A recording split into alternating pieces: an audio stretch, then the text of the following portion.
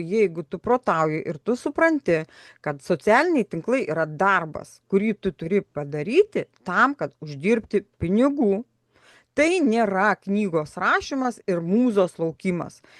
Tu žiūri į tai, ką tu šiandien darai, kuo tu gali pasidalinti, kuo tu gali būti naudinga. Ar aš šiandien noriu pasidalinti apie tai, kaip aš jaučiuosi, ar duoti kažkokios naudos, kažką papasakoti, ar parodyti savo kelią, ar kaip aš guliu parke. Bet visa tai, ką tu rodysi, kur tu eisi, turi vis tiek vesti į tavo produktą. Nes tai yra parduotuvė. Ir tai nėra parduotuvė mūsų atveju, nes mes parduodam paslaugas. Tai yra mūsų ofisas, į kurį mes turime ateiti kiekvieną dieną. Ir jeigu pas tave ateina klientas į tavo ofisą, bet ten neranda nei darbuotojų, jie apsisunka ir išeina. Žmonės labai klaidingai mąsto ir aš tą dariau anksčiau, žiūrėdama į socialinius tinklus, kaip į kažkokį praleidimo būdą. Nu, kai man bus noras, aš nueisiu ir ten kažką padarysiu. Jeigu taip visi galvos ir tie, kurie taip galvoja, jie neuždirba pinigų. Ir socialiniai tinklai jiems negeneruoja pinigų, nes, pakartokim dar kartą, socialiniai tinklai, pavyzdžiui, imam Instagramą, tai yra pasaulinis prekybos centras, kuriame yra milijonai parduotuvių. Ir tarp tų milijonų parduotuvių yra tavo ofisas, kuris pastoviai yra uždarytas. Žmonės pro tave plaukia ir galbūt pamato iškabą, sustoja prie jos, bet durys ten uždarytos, o jo nifiga nėra ten viduj, nes jo laukia, kol pas ją atplauks mūza. Ir ateis diena, kai aš iššoksiu gražuolį ir pas mane suplauks visi milijonai sekėjų, klientų ir tada aš uždirbsiu milijonus pinigų. Taip nebus, nes tai įdirbis. Ir bent jau 2-3 kartus reikia išeiti į istorijas. Istorijoms nereikia tavo mūzos, tu gali paimti iš posto, kurį tu dalinaisi ir padaryti istoriją.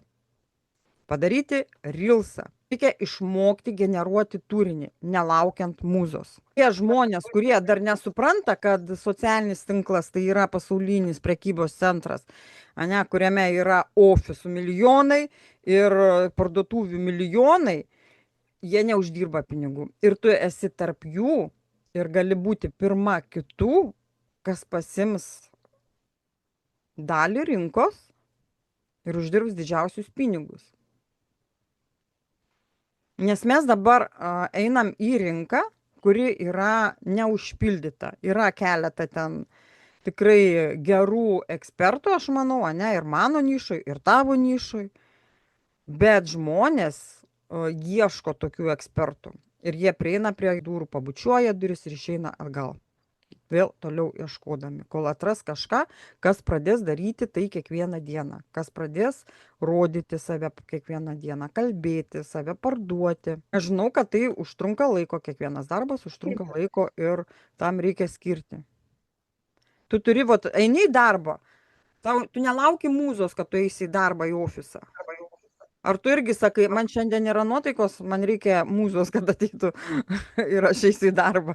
Ne, tu pakeli šikną ir neši į darbą. O čia tu lauki kažko, nes šiandien nenori. Išeiti iš vaiko pozicijos ir pažiūrėti. Aš taip sutinku, būna dienų, kai reikia pailsėti.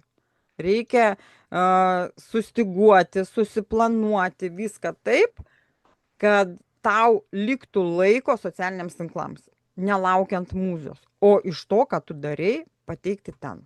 Paimkim pavyzdį. Žmogus nori numesti svorį. Imkim Dainą, aš visą laiką Dainą paimu, ten lengviausia imti pavyzdžius, duoti per tai. Ir dabar tu man pasakyk, ką reikia žmogui daryti, kad jis atsikratytų antsvorio. Galbūt mentoriaus, kuris mane lydės, man reikia mitybos plano, tai pagal kurį aš keisiu savo visą mitybą. Kas dar? Ką Daina dar daro? Sportuoja. Kas padės man pasiekti geriausius rezultatus? Masažai, pavyzdžiui, dar, kažkokie įvyniojimai. Kas dar? Pasivaikščiojimai. Kas dar? Kvėpavimo galbūt pratimai, Kas dar? Kad Jo. numestum svorį ir gautum efektingą, gerą, geriausią rezultatą, tu turi pajungti daugeliu veiksnių. Taip, bazė kažkokia veiksnių. Ką tu darai, kad tu gautum geriausią rezultatą uždirbant pinigus. Čia yra daugelio žmonių problema, kad jie nesupranta. Jie galvoja, kad aš parašysiu istorijas, ai, man ten viena istorija, arba rašysiu rilsus ir man to pakaks. Ne, tai yra kaip svorio metimas. Supranti, ką aš noriu pasakyti?